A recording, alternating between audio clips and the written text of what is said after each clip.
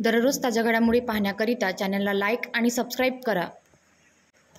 26 जून आंतरराष्ट्रीय अंमली पदार्थ विरोधी दिन म्हणून संपूर्ण जगभर पाळला जातो।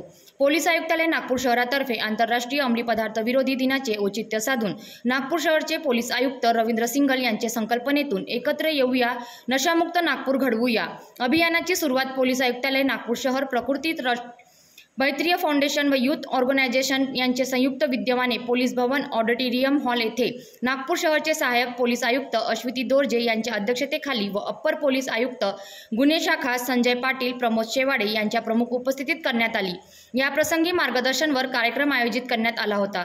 कार्यक्रमाचे प्रास्ताविक पोलीस निरीक्षक गजानन गुल्हाने गुन्हे शाखा यांनी केले। मैत्रीय फाउंडेशन ग्रुपतर्फे अंमली पदार्थाचे सेवनामुळे होणारे दुष्परिणाम यावर पथनाट्य सादर करण्यात आले।